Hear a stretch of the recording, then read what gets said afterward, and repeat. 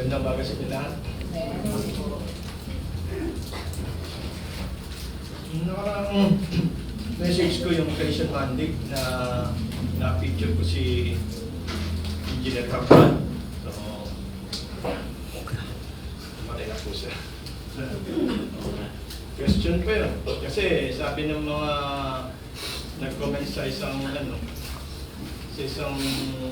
vlogger, pag ganun daw katalino ang babae, parang malabo sa kanya mag-suicide. Ang matatalinong babae, resilient siya, pagpagsak, mabangon ulit siya, hindi siya nag-give up. Tapos pag matalino raw, risk taker siya. So kaya questionable yung ganyang pag-suicide. And mabigat pa dyan, marami pa rin questions. Na interview niya dati, siya raw ay may acrophobia, yung may takot sa heights. Pero bakit siya nakaupo doon sa bangin na malalaking bato na sa baba, bulldozer na mga bato. Tapos alam mo mamamatay ka, pero nakaupo ka ron, nawala yung takot niya sa heights. So maraming question pa rin. Even yung attitude ng kanyang asawa, na parang tanggap na agad na pagdating nga sa insurance policy, ewan ka Jojo. Pag suicide, wala yata no? Wala makiklaim. Kaya okay na sa kanya yung aksidente. Aksidente, nadulas, parang nakaupo, parang malabong na aksidente. Pwedeng itinulak. O kaya nakadroga, kaya nawala yung takot sa heights. So maraming question pa rin. So hayaan pa rin natin yan, hayaan na lang natin ang investigation. So nakaraan naman, yung pagpatay naman sa Australia, yung massacre. At least 15 ang namatay, no? Dalawang rabbi, isang bata at age of 10, tapos ibang mga kalalaking lang. Sabi na iba, 16 pero at least 15 ang namatay. Last Sunday, na shooting sa Bondi Beach sa Australia, Sydney, Australia. Wala namang Pinoy na Walang ano. Tapos, kaya raw meron doon na gathering kasi siya ay Hanukkah peace. Kaya karamihan ang pinagbabaril doon, Jewish, at ang balita pa, mga namaril, mga ISIS, nasangkot na naman tayo, nag-train pa raw dito sa Davao. Nakalagkad na naman yung pangalan ng Pilipinas. Na favorite ng Australia, lagi tayong nag-ano yung, ano ba yung pagpupunta sa nakaban, yung pagbiyahe. Lagi tayong binaban ng Australia pagdating sa kanilang biyahe pagpunta rito. Many were attending an event to mark the first day of the Jewish festival of Hanukkah. Ano ba yung Hanukkah? Hanukkah is a lesser Jewish festival lasting in 8 days from the 25th day of Kislev. So, ayan po ay December, and commemorating the dedication of the temple in 165 BC by the Maccabees, and after its desecration by the Syrians. It is marked by the successive kindling of 8 lights candle called candelabrum. So nakikita nyo may mga sila, yung pag mga kaibigan ko mga dispensationalist mahilig silang yung isang stand ng kandila na merong 7, merong 8. Ang tawag doon candelabrum. Sabi niya, yung candelabrum na yon, it represents yung 7 candles na yun sa isang stand. It represents creation story of 7 days and the divine light. So kaya sa candles. Iba naman, siyam. So ang usapin dyan, marami raw ng mga Australians and even mga Christians na kasama rin doon sa peace. At ako'y naniniwala na mga Christians, karamihan doon, mga dispensationalists, yung mga kaibigan natin na naniniwala na sila ay bayan ng Diyos, ang Israel at ang mga Jewish. Kaya sa akin, hindi ko sila makakasabing kapatiran kasi ang tinutukoy sa scripture ni Pablo na mga kapatiran natin ng mga Israelites ay spiritual Israel. Hindi the nation of Israel. Lalo na yung Jewish kasi paano natin magiging kapatid yung mga yon?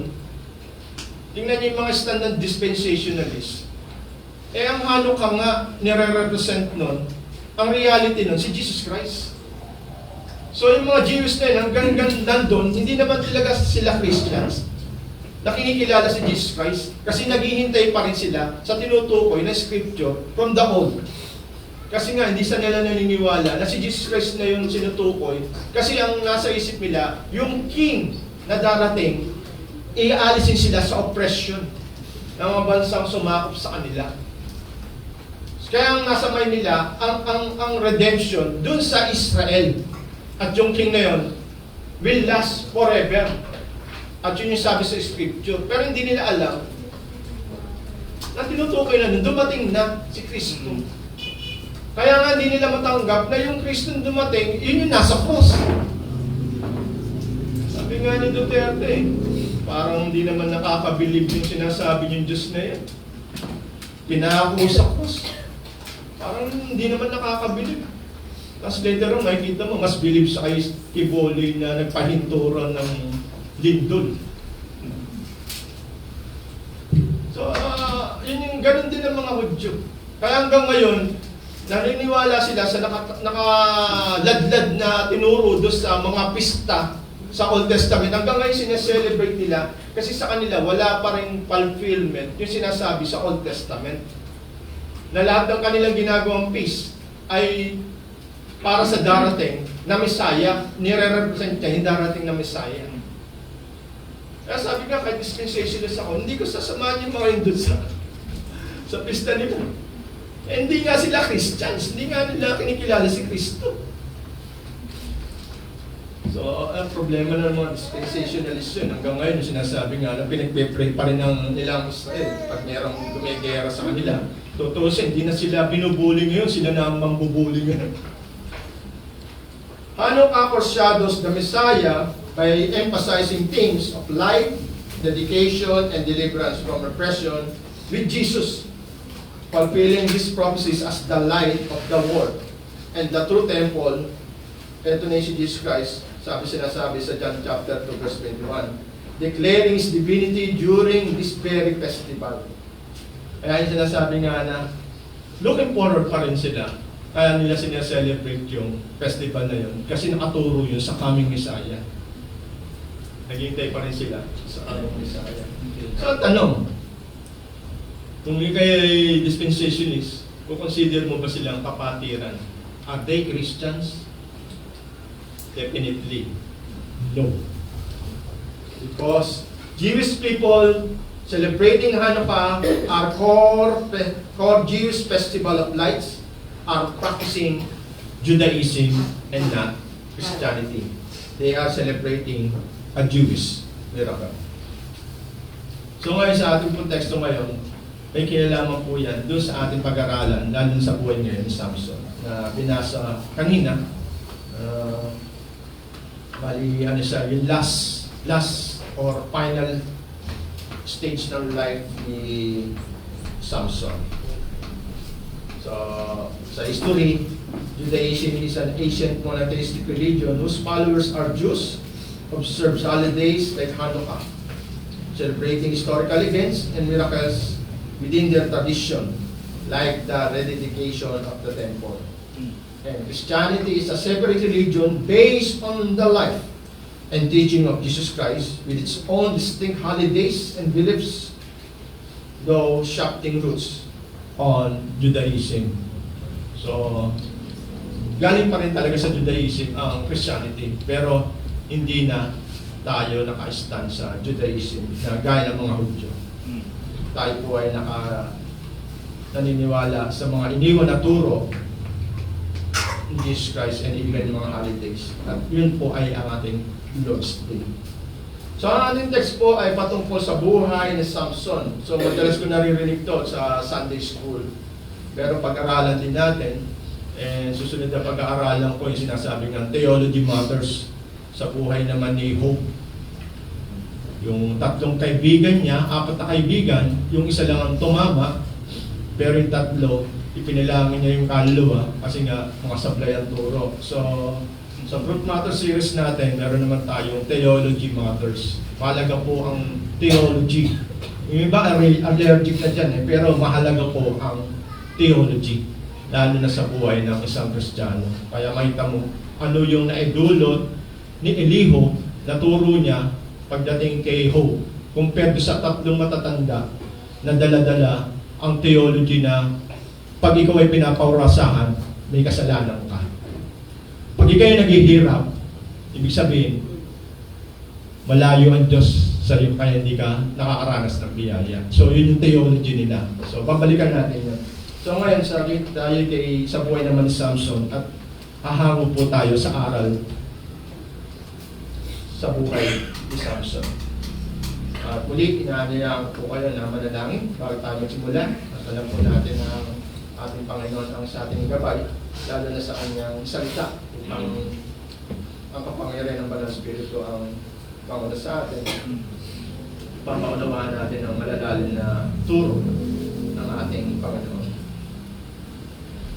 Dakilang Ama, kami po'y patuloy ang papasalamat sa inyo sa araw na to na binigyan niyo ang pribilehyo ang bawat sa amin na muli kang makatagpo sa pamagitan ng salita at tunay nga na magbigay kayo ng gabay sa amin sa aming pang-araw-araw na buhay, lalo na po sa darating na taon na kung saan patuloy po kaming umaasa, hindi po sa material na biyaya na aming tatanggap sa mundo na to, kundi patuloy po kami na umaasa na bibigyan niyo kami ng marami pang pagkakataon, pribileyo na muli makapaglingkod sa inyo at maging bahagi ng pagtataguyod ng inyong kaharian dito sa lupa gaya ng nasa langit. Kaya lubos po kami ng umaasa na patuloy niyo kami tuturuan, patuloy niyo kami babaginan ninyong kalooban sa buhay namin upang sa ganun magsilbi itong gabay sa buhay namin at maging liwanag sa paglakad namin sa araw-araw upang sa ganon hindi po kami matisod o magkasala. Kaya dalangin po namin na ang aral po ninyo ay isang maging pagpapala sa bawat sa amin. Amen. Tunay nga ng araw na ito ay itinangin nyo maging kapangihingaan para sa amin, sa aming mga nagdaang pagtatrabaho, para sa aming pangailangang pisikal, at tunay nga na kalakit nito, mas kailangan po namin yung salita na maging kalakasan din ng aming spiritual. Kaya lubos po kami na nagpapasalamat sa pribilehyo na pinagkaloob sa amin sa araw na ito. Dalangin po namin, patuloy sa inyo, na tunay nga na maabutan niyang bawat sa amin na mabuti tapat na naglilingkod lamang sa inyo. Ito po ang aming samdalangin sa tayong pangalan ni Jesus. Amen. Sino nga ba si Samson? Si Samson po ay galing po sa tribo ng Danites, tribo ni Dan. At ang kanyang tatay ay si Manoah. At sabi nga, yung asawa ni Manoah ay matagal ng baog, walang anak. Pero pagdating po sa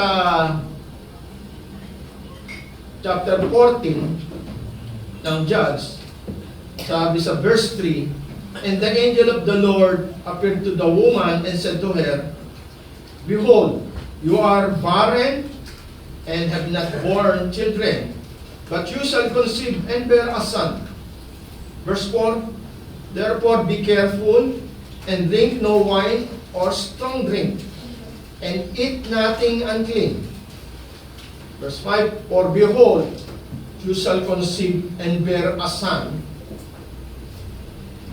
So, number 1, no razor shall have come upon his head, for the child shall be a Nazarite to God from the womb, and he shall begin to save Israel from the hand of Philistines.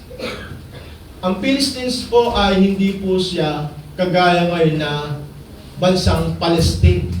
So, napanood ko last Miss Universe, kasama sila sa nagdadala ng candidate para sa Miss Universe.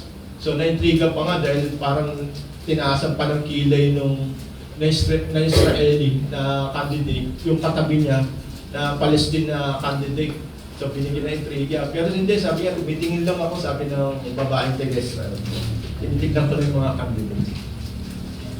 Malayo daw siya sa Palestine ngayon, yung Philistine noon.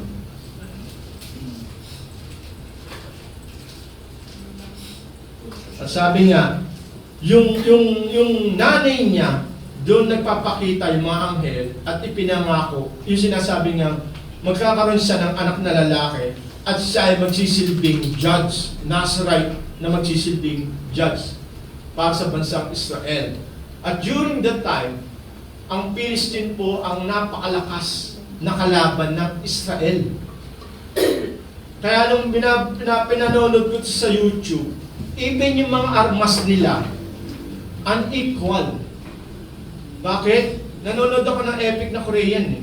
Noong panahon pala ng mga ganyang gera, naghahanap sila ng combination or chemistry ng paggawa ng bakal na pinakamatibay at magaan.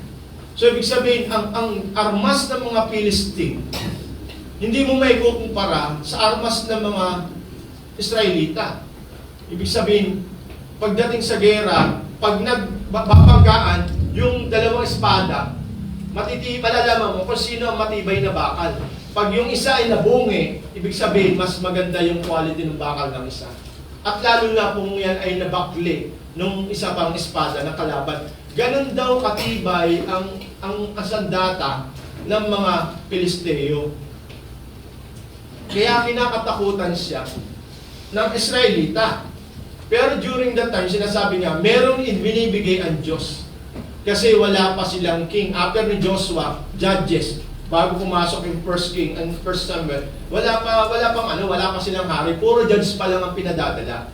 At yung judge na yun, pinadadala ng Diyos para ipagtanggol ang mga Israelita sa kanilang kalaban. At ito nga yung pinadala sa kanila, si Samson. At ang sabi, ang biling kay Samson, wala raw razor na ano sa kanyang buhok. So, ibig sabihin, sabi nga, si Jojo yata, nasa right yata ito eh. Hindi ko lang kung nasa right o nasa left. Dalawa lang yan, nasa right o nasa left. Hindi, nagubitan na yan. Nagubitan na. So, ang biling, tatlo sa kanya ng nanay.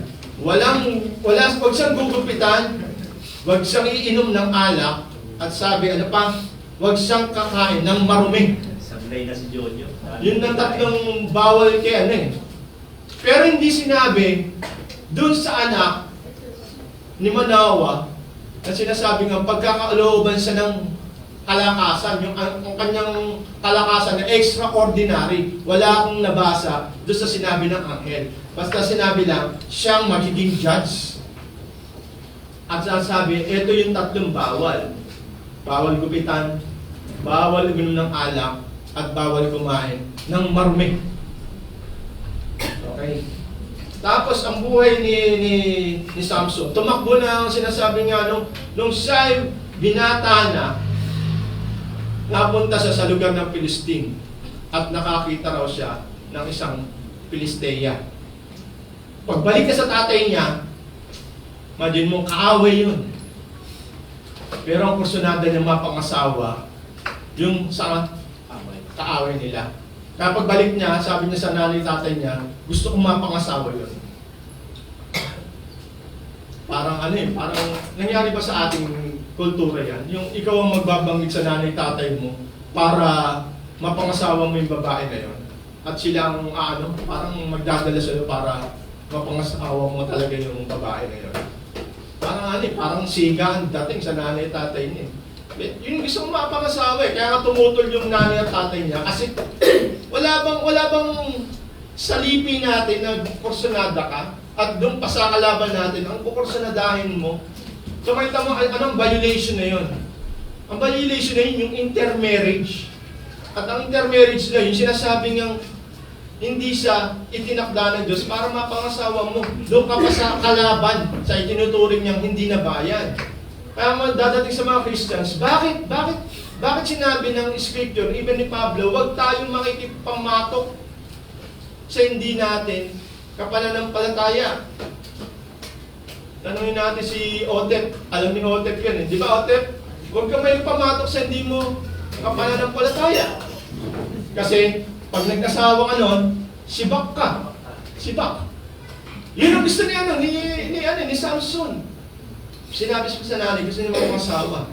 At ngayon, nagkaroon nga na sinasabi nga, piging. At piging na yun, pumasok yung istorya na sinasabi nga na, even yung sa Leon, pumasok yung istorya na yan eh. So, yun yung mga sablay. Pangalawa, yung sinasabi nga, pangalawang sablay, yung sa babae naman, na prostitute naman. Ang pangatlo kasi si Delilah eh. Pangalawa, yung prostitute. Another sablay na naman. Tapos ang pangatlo, yung si Delilah nga. Yung sinasabing nakusunadahan niya. Dito talaga siya na-in love.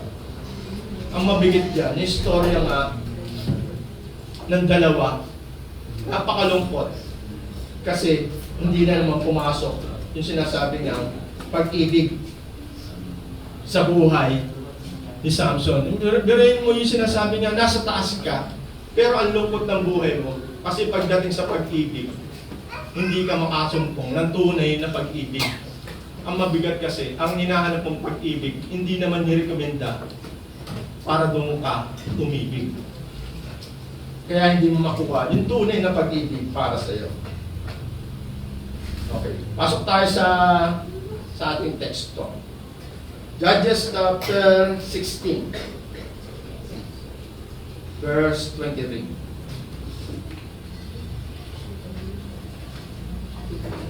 The death of Samson. Sa ating pag-aaralan, meron tayong makuha lesson dito kay Samson. Yung dalawang sikreto niya, na later on niya lang, dito sa chapter na to, malalaman niya yung dalawang sikreto na yun, na dito niya nalaman sa last chapter ng kanyang buhay. Sabi sa verse 23, Now the lords of the Philistines gathered to offer a great sacrifice to Dagon, their god, and to rejoice. And they said, Our God has given Samson, our enemy, into our hand. And when the people saw him, they praised their God, for they said, Our God has given our enemy into our hand, the ravager of our country, who has killed many of us. Verse 25, And when their hearts were merry, they said, Call Samson, that he may entertain us. So they called Samson out of the prison, and he entertained them. They made him stand between the pillars. And Samson said to the young man who held him by the hand, Let me feel the pillars of which the house rests, that I may lean against them. Now the house was full of men and women. All the lords of the Philistines were there. And on the roof, there were about 3,000 men and women who looked on him while Samson entertained.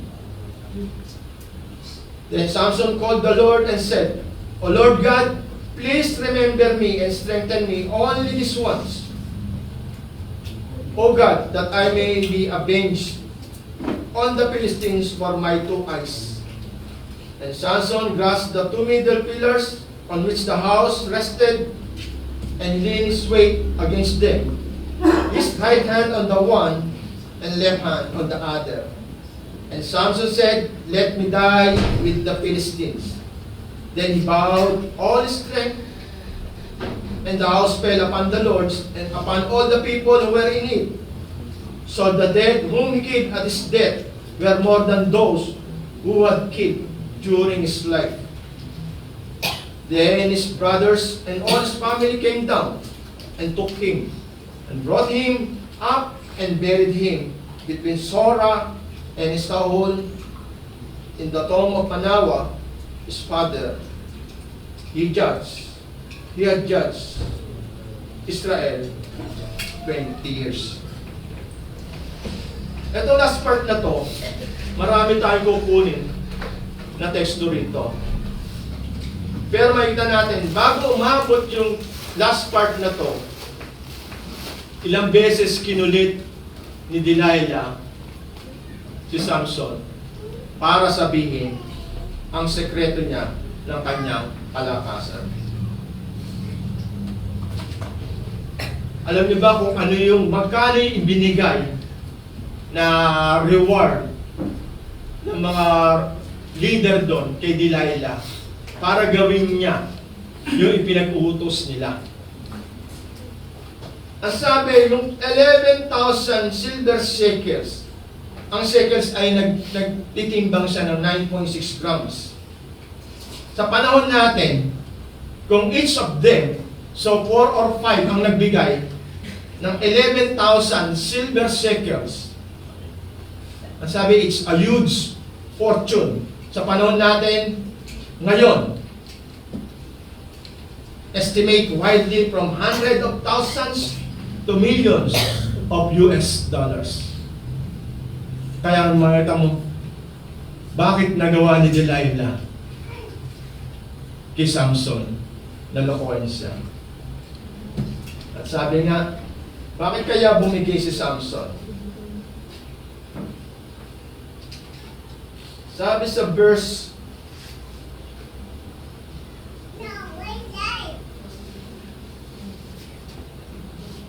paano ba siya kinulit ni Delilah?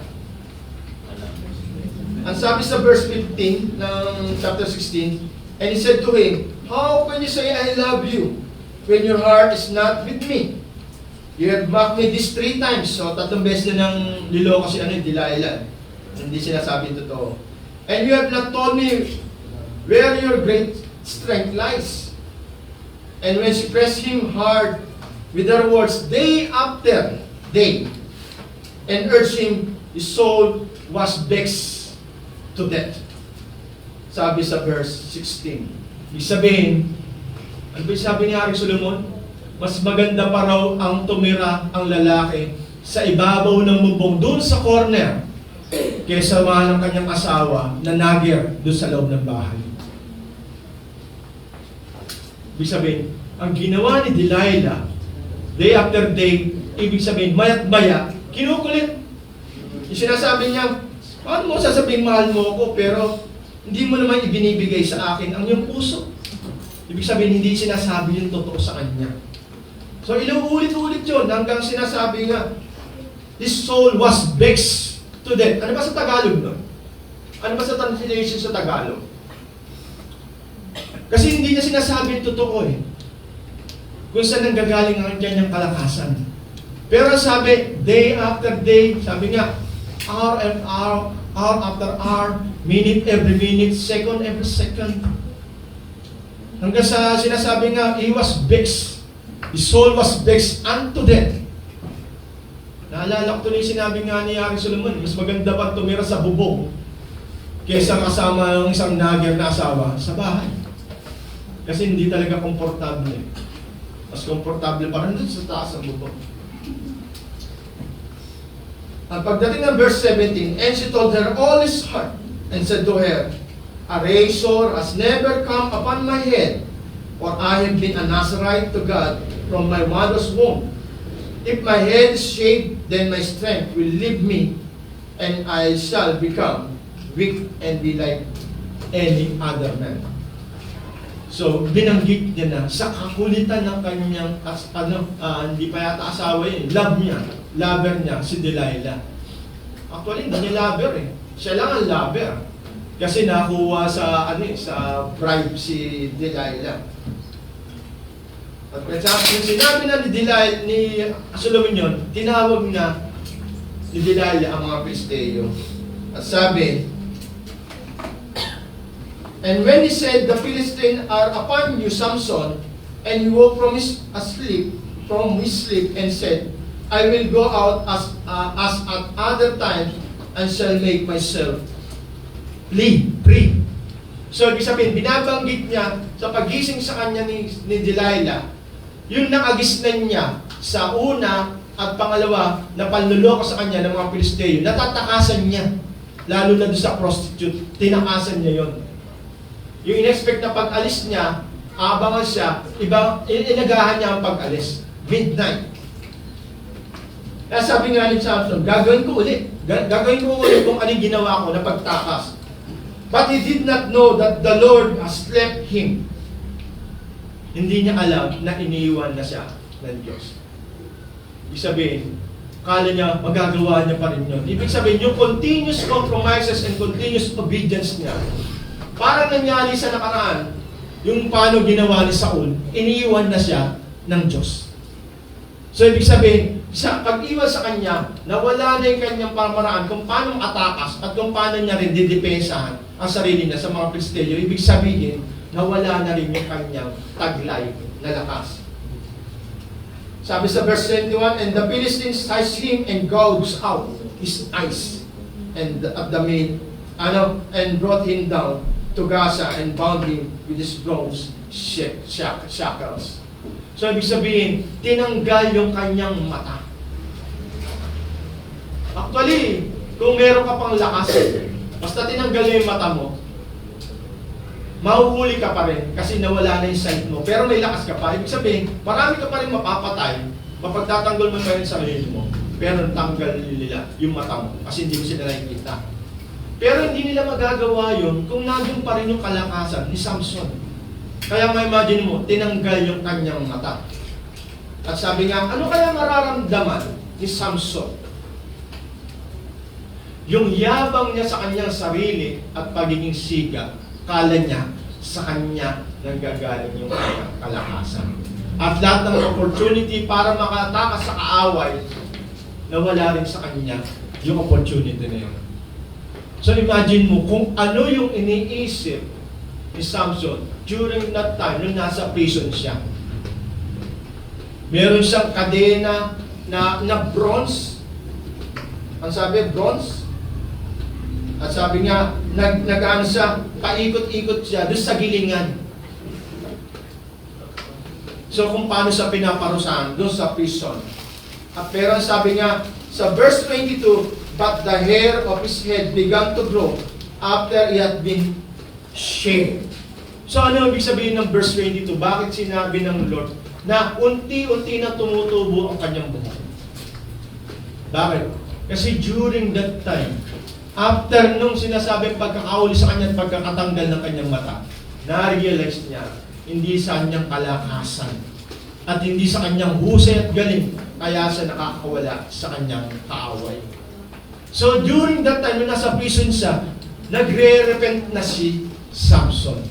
At ang sabi nga, during that time, nang pagkakasig ng kanyang buhok, yun din panahon na yun. Tumutubo na yung kanyang buhok. Ibig sabihin, nagkakaroon na ng repentance si Samson.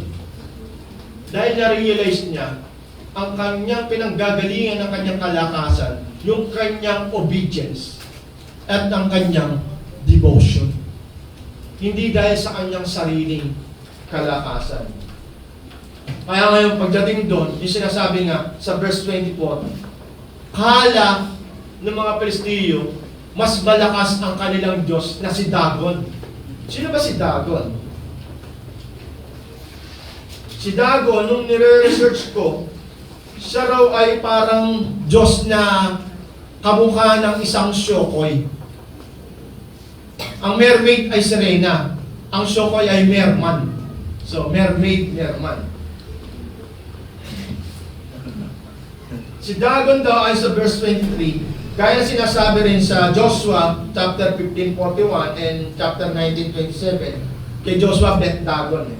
Pero ang Dagon na yan ay sinasabi nga primarily a god of grain and fertility.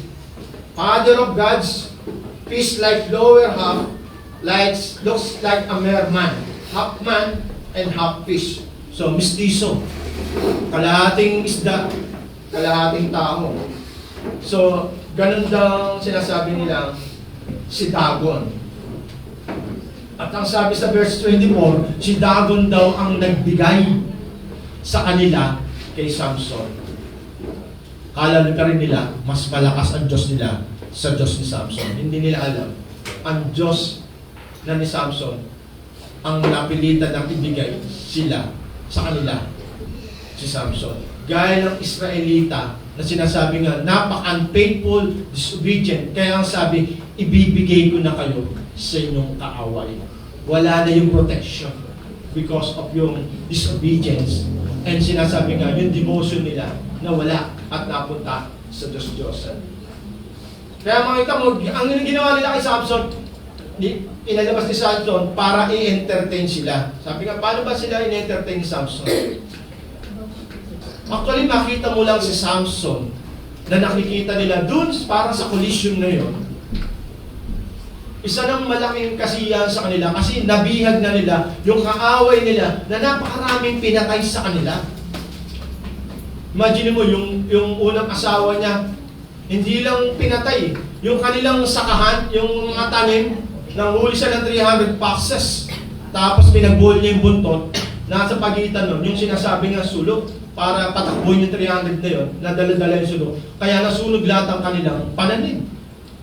Kaya nung kinorner na rin si Samson, doon na sinasabi nga, marami siyang pinatay.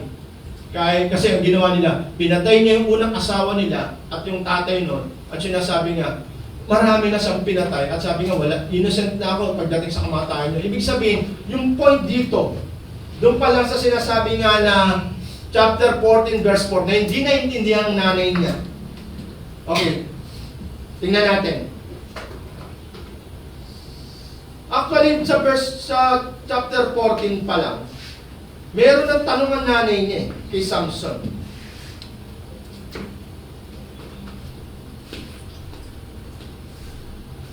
Sabi sa verse 4 ng chapter 14, his father and mother did not know that it was from the Lord, for he was seeking an opportunity against Philistines. And that time, the Philistines ruled over Israel. So, ano yung sabihin ng chapter 14, verse 4 ng Judges? Ang sabi sa verse 3, but his fathers and mothers said to him, is there not a woman among the daughters of your relatives or among all our people that you must go to take a wife from the uncircumcised Philistines? So makita mo, yung sinasabi nga doon, nagtatanong sila kay Samson. Bakit sa kanilang kaaway, sa uncircumcised na Philistines? At sabi, pagdating sa verse 4, sabi ng author, his father and mother did not know that it was from the Lord. Ibig sabihin, ang Diyos ba ang nagbigay ng desire na makapag-asawa? Si Samson ng Philistia. Yung ba ibig sabihin ng verse 4? Ang sinasabi nito, inayaan ng Diyos yung desire ni Samson na makapag-asawa ng Filisteo kasi merong mas greater na magiging glory para sa Diyos. Para bang sinasabi rito, balikan natin si Joseph. Yung ginawa ng mga kapatid niya na evil, pero yan ay ginamit pa rin ng Diyos for our own good. Yung sinasabi sa verse 4, ginamit ng Diyos yung desire ni Samson na mag-asawa ng Filistea ng kaaway for their own good pa rin.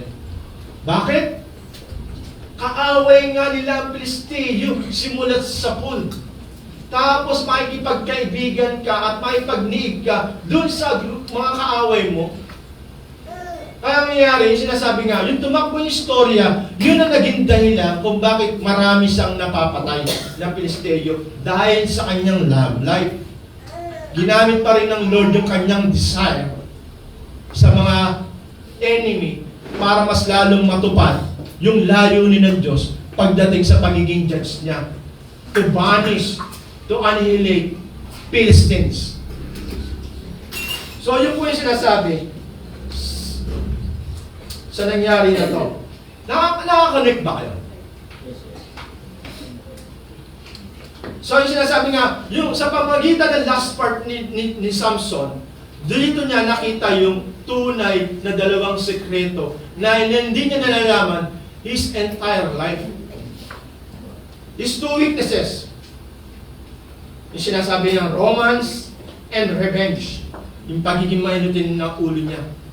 Yung romance niya ang nagamit para magkaroon siya ng revenge sa Philistines. Yung mga weaknesses na yon. Yun yung lalo gumatong kung bakit marami siyang pinatay na Pilisteo. Pero kung tutuusin, halos magiging magkakaroon na ng fellowship eh. Kasi magkakaroon na ng parang nangyari kay Solomon.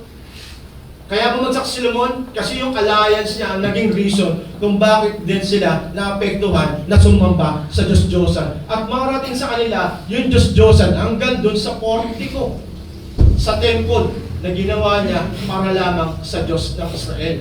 Hanggang doon nakarating sa kanila yung mga Diyos-Diyosan dahil sa kanyang mga asawa. So yung alliance niya. So ganun din kay si Samson. Para magkaroon ng alliance, pero ito ay yung romance niya nagkaroon ng revenge para mas lalo magampanan niya yung pagiging judge niya. At sabi nga, sa pamagitan ng buhay ni Samson, makikita rin natin yung lust of the eyes, lust of the flesh, and pride of life sa buhay ni Samson. Yung pride of life, yung strength niya. Yung lust of the eyes, and lust of the flesh. Bakit? Bakit siya ang sabi, bawal kumain ng marumi. Pero yung pinatay niyang tigre, nung binalikan niya, yung patay na yun, yung karkas, nakita niya yung honey sa loob ng katawan. Ibig sabihin, patay na hayop na yun. Pero dahil sa honey na nagustuhan niya, kinuha niya sa loob ng katawan ng leon.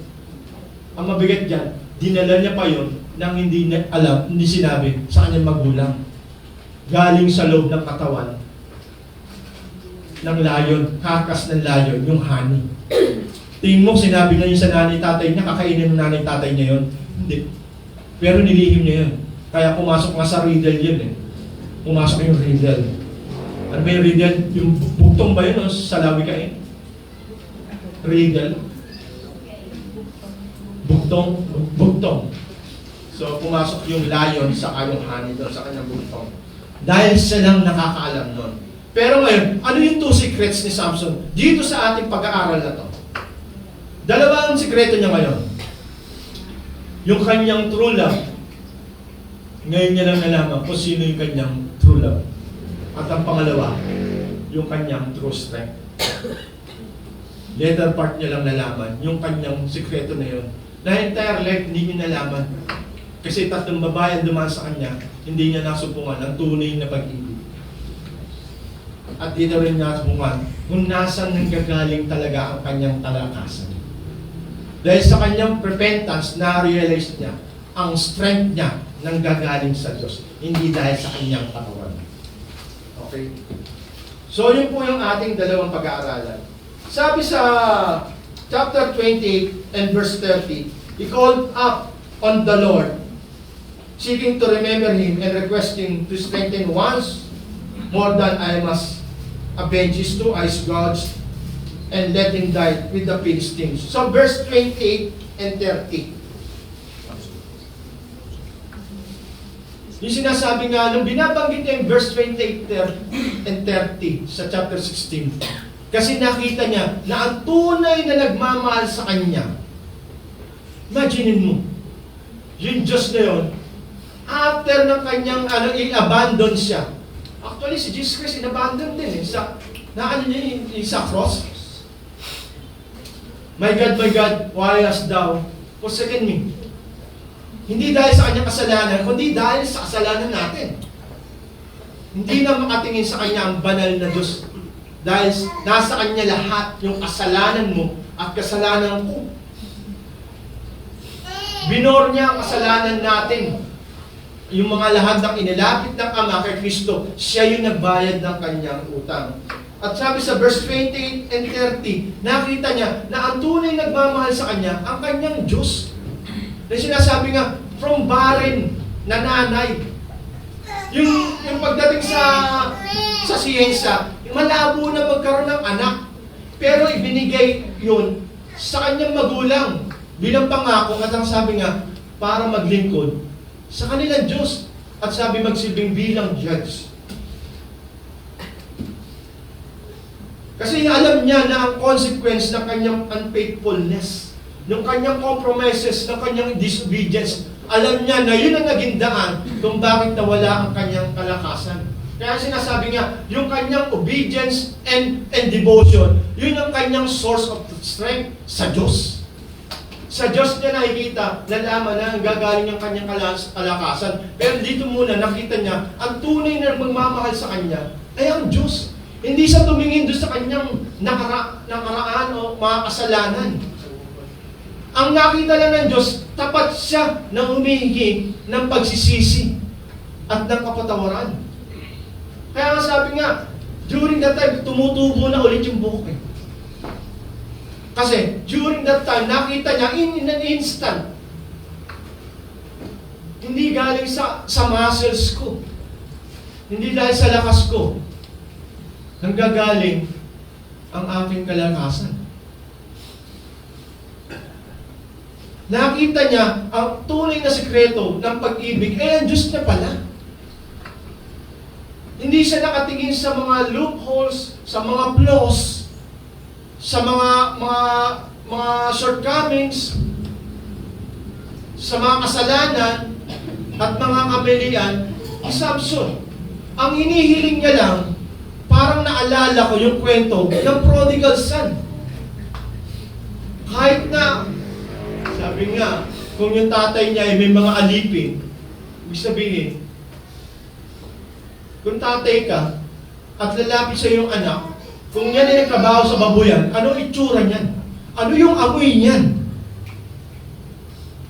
At ano yung ginawa sa kanya ng ama?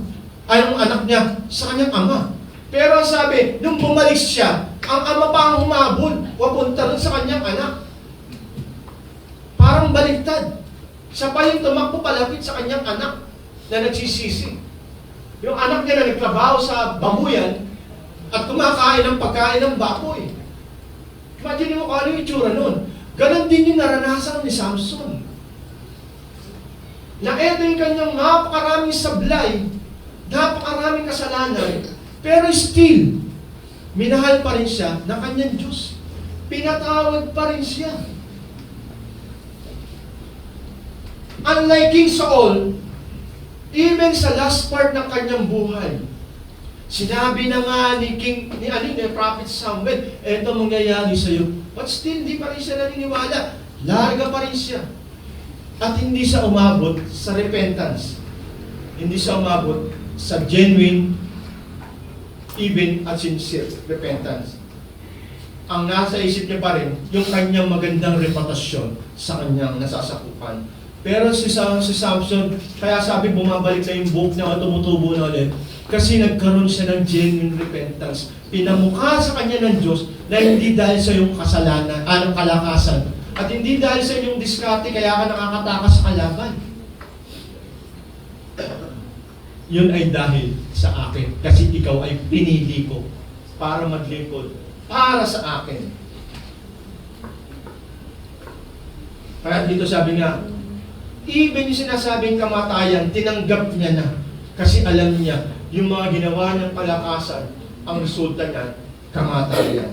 Pero si Haring Saul, hindi niya tinanggap na kamatayan ng kanyang kasalanan.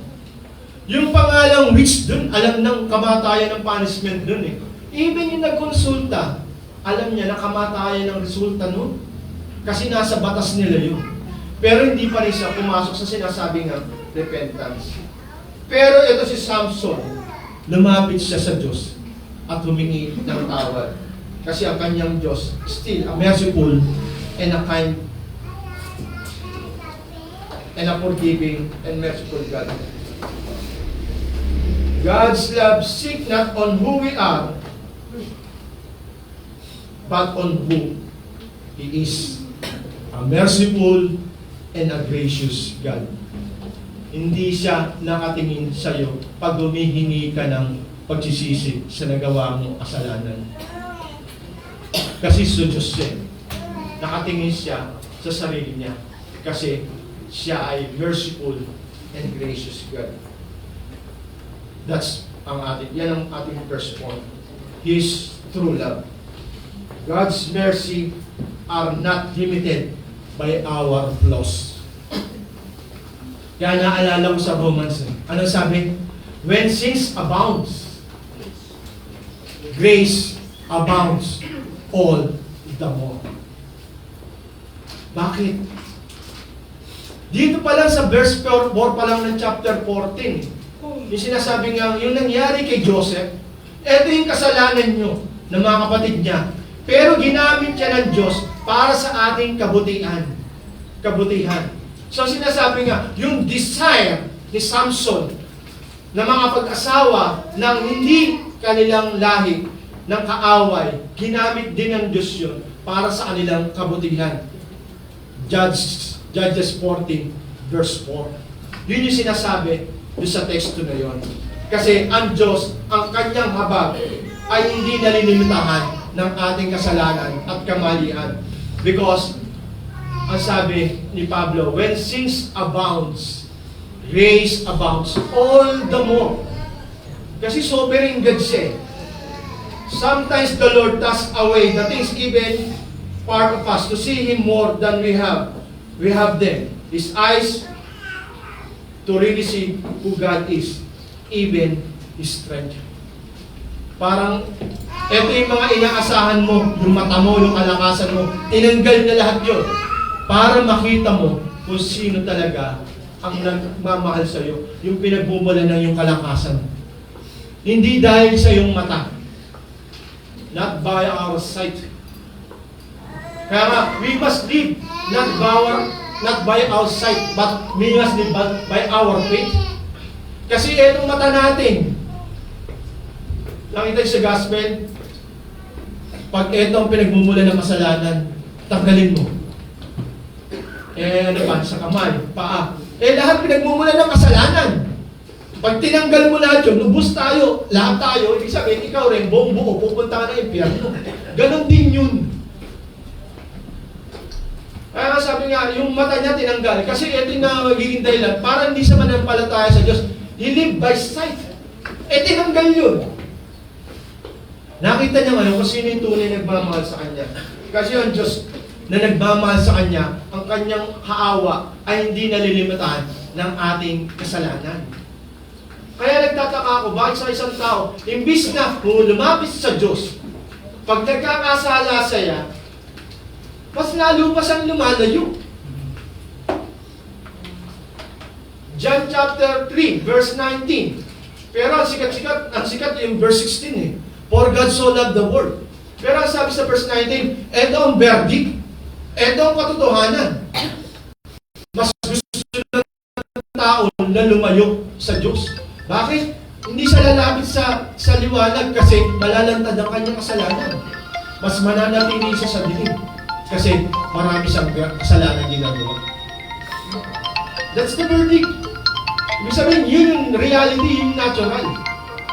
Na mas lumalapit ang tao sa dilim kaysa sa liwanag. Kaya sabi nga, bakit ganun ang tao? Imbis na lumapit sa Diyos, pag may kasalanan siya, mas lalo pa siyang lumalayo. Sabi ng isang tropa, kakaingit naman kayo, pag linggo, nasa simbahan kayo. Baka lumampas kayo ng langit niya.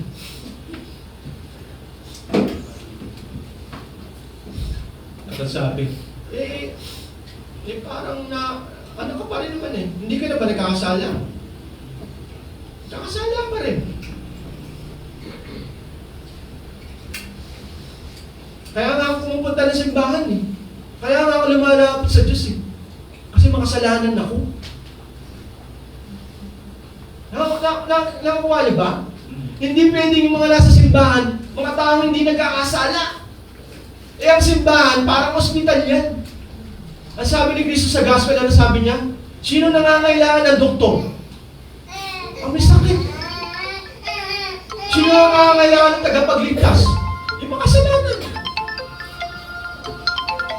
Bakit ka titigil sa pagpunta sa Diyos at pagpunta sa simbahan bilang makasalanan? Mas kailangan nga natin ng Diyos dahil kasalanan tayo. Kaya nga napunta si Kristo rito para iligtas ang makasalanan. At yung mga kasalanan na yun, yung mga inanakit ng kanyang ama para maging bayan ng Diyos. Yung sinasabi ng tagapagtanggap ng biyaya. Kaya sabi nga, mas kailangan ko kasi ang Diyos eh. Kung kayo hindi nyo kailangan ng Diyos, kailangan ko ang Diyos. Kasi makasalanan ako. Kagaya ni Samson. Imagine mo, pag pinakailaman mo na ang mahal sa buhay, magsasama na ang balat sa tinalupan. Ganun naman talaga tayo eh. Aabot talaga yung sinasabi nga, hindi ka maniniwala na mahaba ang pasensya mo. Pag pinakailaman na yung bagay na nakahinaan mo, matatanggal na yung sinasabi mo, mahabang pasensya. Bibigay at bibigay ka. Ganun din si Samson. Nakita mo yung init ng ulo niya, ginamit pa rin ng Diyos para magbigay ng kalatigan sa kanya. Ganun na ang tao. Ganun, kung ano nakikita natin kay Samson, ganun din tayo. Pero ang hinihintay lang ng Diyos, humingi tayo ng tawad sa Kanya. Alam nyo, kaya tayo napapahamak, kaya tayo nabubilolyaso at marami nating palpak. Mas naniniwala kasi tayo sa sarili nating lakas, sa sarili nating galing.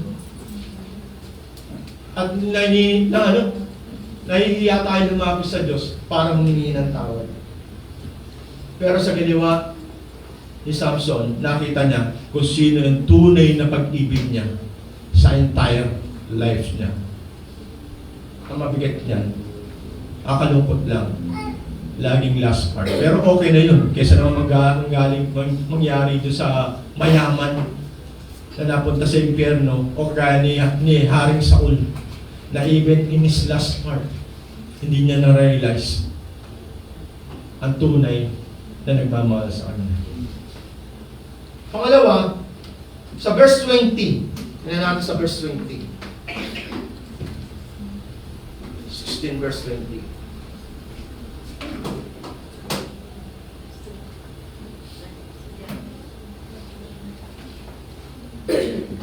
And the Philistines are upon you, Samson. And he awoke from sleep and said, I will go out as at other times and shake myself free. So, pinatunayan doon, nakala niya, di pa didiscard na niya pa rin yung pagtakas na sa Pilisteo. Pero pinakita sa kanya, lalo na doon tinanggal ang kanyang mata. Kasi hindi naman makakalapit ang Pilisteo at tanggalin ang kanyang mata, dukuin din ang kanyang mata kung malakas pa siya. Ibig sabihin, wala na yung lakas niya. In an instant. Kasi bangon siya. Gaya lang ang kagawian niya sa una at pangalawa. Tumatakas siya. At nandun yung sinasabi niya, ginawa niya pa nga, inano niya yung mabigat na malaking gate. Bitbit na niya at nilagay niya sa bundok Hebron para ipakita yung kahihiyan nila. Ito yung sinasabi niyong harang niyo sa inyong karian. Yung malaking gate, pati yung malalaking poste na bakal. Hindi po malilit yun, malalaki po yun. Kaya ang ginawa niya, doon niya sa bundok ng Hebron, nakaharap sa kanila para sinasabi nga makiri sa kanila na hindi yan ang makapag-harang sa akin. Binitbit niya hanggang doon sa taas ng bundok. Kaya sinasabi, kaya binagit niya, gagawin ko yung nagawa ko na nakaraan. Pero makita mo, nawala yung kanyang kalakasan. At sinasabi niya, his true strength, it comes from his God. He still believes on himself, but he didn't realize yet that his strength came from his obedience and his devotions. Solomon knew these times, his source of strength was in his God, through his obedience and through his devotion. So, ang pangalawang sikreto niya is true strength. So, anong ginawa? Sinabi, ginagawa siyang entertainer nato sa harapan. Kala ng mga nasa harapan niya, si Dagon ang nagbigay sa kanila kay Samson.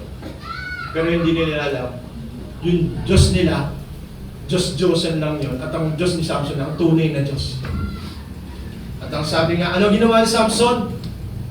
Yung sinasabing yung bata na nag-aalalay sa kanya, ipahawak mo sa akin yung mga pillars sa kaliwa at sa kanan.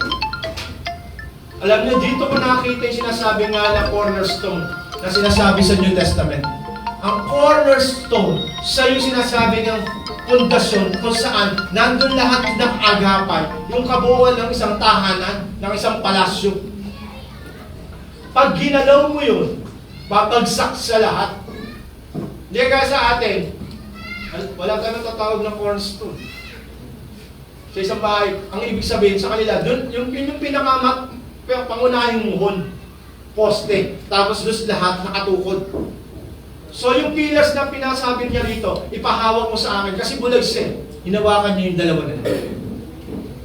At yung sinasabi nga, humingi siya ng tulong sa kanyang Diyos. Tingnan natin. Yung last part. Verse 28, Then Samson called to the Lord and said, O Lord God, please remember me and please strengthen me only this once. So makita mo yung repentance niya.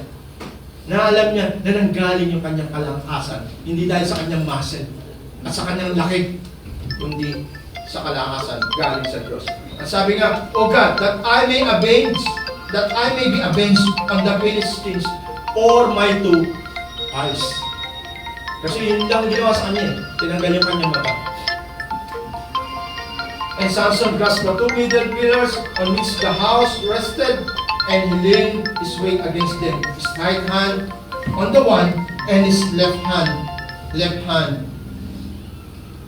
on the other. And Samson said, Let me die with the Philistines. Then he bowed with all strength, and the house fell upon the lords and upon all the people who were in it. So the dead whom he killed at his death were more than those whom he has killed during his life. Alam nyo, inilalagay ko to sa itsura ng ating Panginoon. Doon sa cross, nakaganyan si Samson.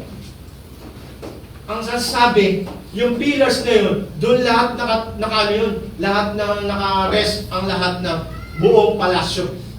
Ibig sabihin, pag naitumba mo yun, tumba lahat. 3,000 yun. Ang sabi, ang napatay niya, higit pa sa buong buhay niya. Sa pag-aaral namin, mga BFF ko, Beautiful Pit Fellows, ang Christocentric dito, nakita ko, yung sinasabi niya, nung ginanon niya ni Samson, last part ng kanyang buhay, itinumba lahat yun. At ang sabi, ang napatay niya ay higit pa sa buong buhay niya. Ibig sabihin, 3,000 na higit yung namatay. Tumba lahat yung patay lahat. Pagdating sa ating Panginoon, during sa cross, yung sinasabing higit pa, pagdating sa cross, namatay si Kristo, pero mas maraming nabuhay dahil sa kanyang kamatayan. Kay Samson, sa kanyang kamatayan, mas maraming namatay. Pero kay Kristo na namatay siya sa cross, mas maraming nakatanggap ng buhay dahil sa kanyang pag-aalay ng kanyang buhay para sa mga makasalanan. And that's yung sinasabi nga namin sa aming sermon outline, yung Christocentric. Ibibigay natin kay Samson sa panahon niya, nung binuho niya yun, inano niya yung dalawang kamay niya, mas marami ang namatay. Pero kay Kristo, sa kanyang kamatayan, mas marami ang nabuhay. Nagkaroon ng tunay na buhay. Yung sinasabi ng propitiation, ang kanyang kamatayan, ang pumawi sa puot ng Diyos sa atin bilang mga makasalanan. At yung sinasabi ng pangalawang punto, His true source of strength ay ang galing sa Diyos.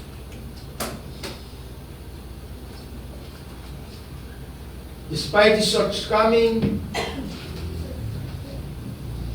pero still, hinighlights pa rin yung sinasabi nga mga katotohanan, ang tunay na pag-ibig ni Samson at ang tunay na kalakasan. God's providence are not limited by our flaws. So sa kanyang love, God's mercy are not limited by our flaws. Sa kanyang strength, God's providence are not limited by His flaws. The Lord seek our repentance from Him to grant His grace.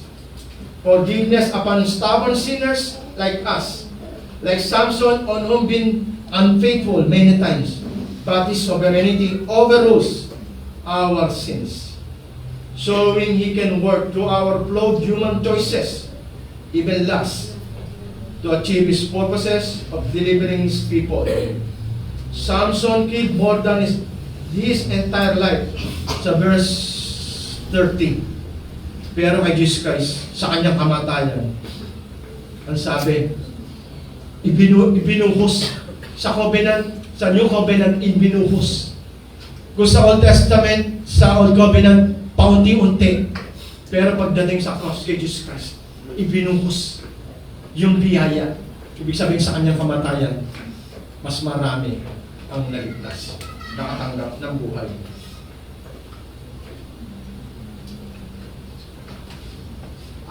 So bilang hamon sa atin, ang ating mga kamalian dapat ang magsilbi sa atin bilang isang mapagkumbaba.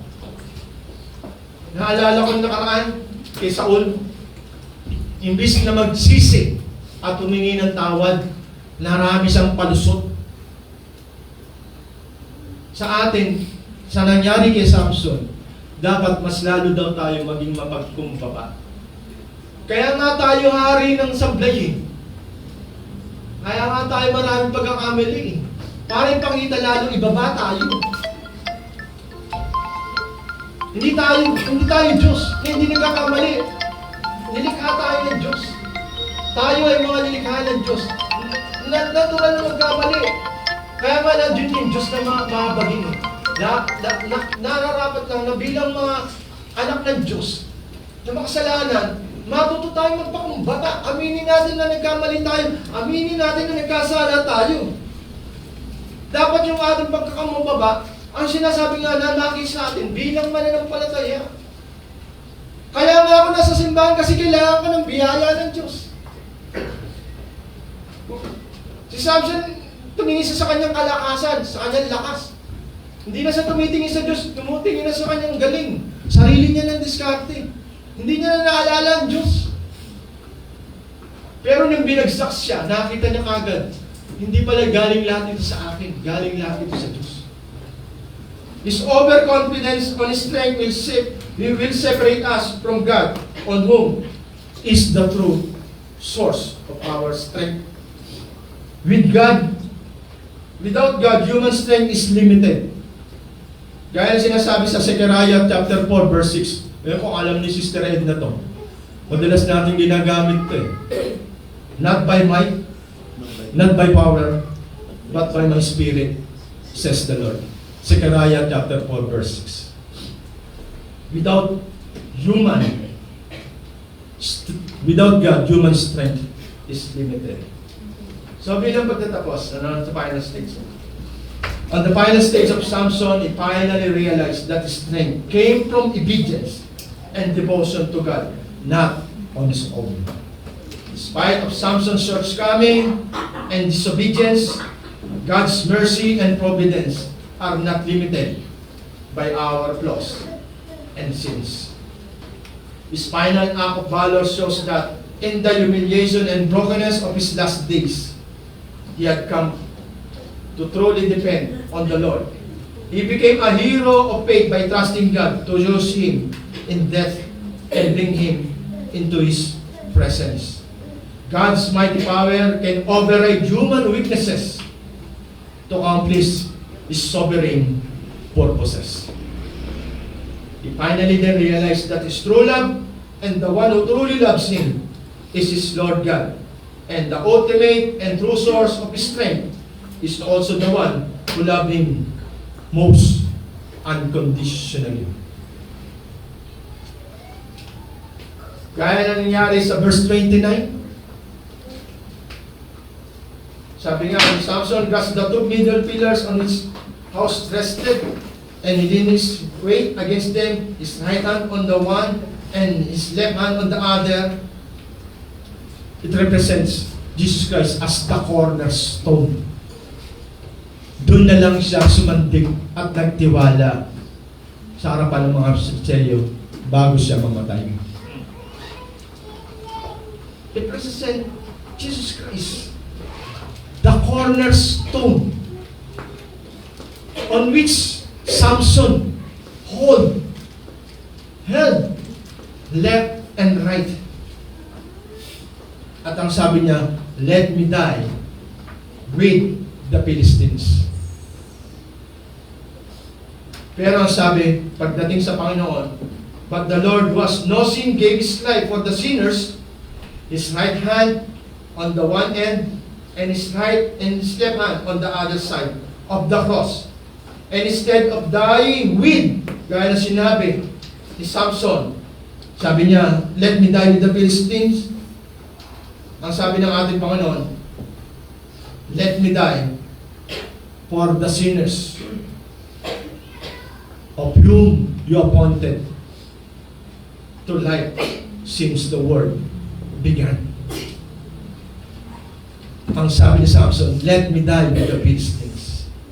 Pero si Jesus Christ, let me die with those whom you appointed to life since the world began. Let me die for them. Unlike si Samson, let me die with them. So bilang hamon sa inyo, sana makita rin natin si Jesus ang tanging panaligan, sandigan natin pagdating sa buhay na to. Madalas kasi nakakalimutan natin. Kasi pag malakas tayo, pag wala tayong karamdaman, pag wala tayong pangailangan, pag masaya tayo, gaya ni Samson, nakakalimutan natin ng Diyos. Pero pagdating sa cross, pagdating sa pagpili, doon lang natin siya naaalala. Mamili kayo. Humantong kayo sa kamatayan sa panahon ni Saul o sa panahon ni Samson. Na Jesus sabi, let me die with the Philistines. Ibig sabihin, inalay niya yung kanyang buhay, yung natitira niyang buhay, para mapaglingkaran ang Diyos sa pamamagitan ng kanyang buhay at kamatayan. Sana ganun din po tayo. At sabi ko, dum bibimus, servimus. While we live, we serve. Sana habang nabubuhay tayo, ganun din po tayo maglilingkod. Sa ating panguling awitin, yung responsive natin is mercy is more. Alam ko na pakinggan nyo na to eh. Pero very timely ang message. Ang sabi ni Boswell at ni Matt Papa na nag-compose ng awit na to is mercy is more. Ang sabi ang patungkol ito sa Diyos, emphasizing that God's boundless mercy and grace far exceed the multitudes of human sins, offering hope and forgiveness through Jesus Christ's sacrifice. Sabi sa Romans chapter 5 verse 20, ina-highlights niya yung God's love as a vast ocean greater than our failings. A powerful reminder for believers that despite failures, God's forgiveness and love are constant and sufficient. His mercy is more. Tayo kung manalangin. Dakilang Ama, muli nagkapasalamat kami sa inyo sa oras na ito, na muli na naman yung naaalala ang bawat sa amin. Patuloy niyong pinaalala na kayo ang Diyos na mahabagin, na tunay na nagmamahal sa amin, at tunay na panaggagalingan na lahat ng meron kami. Kaya patuloy namin maunawaan na lahat ng ito ay binigay niyo para makapaglingkod kami at makapagluwalhati sa inyong dakilang pangalan. Kaya tulungan niyo po kami na patuloy po na maalala ang inyong kabutihan sa buhay ng bawat sa amin. At patuloy ka rin maalala namin na tuloy magkakasala kami, kayo ang Diyos na handang magpatawad sa bawat sa amin. At patuloy na nakaunawa sa aming kahinaan at sa aming mga kamalian. Kaya wala po kayong ninais sa bawat sa amin, kundi para lahat ito sa aming kabutihan. Kaya patuloy nawa na ang buhay namin na ito ay magbigay ng kapurihan at kalawalatian sa inyo hanggang sa muli ng pagbabalik. At tuloy nga aming Ama, patuloy kami dumadalangin ng bawat isa sa amin ay mabahutan nyo na mabuti at tapat na naglilipod lamang sa inyo. Ito po ang aming samdalangin sa tayong pangalan ni Jesus. Amen.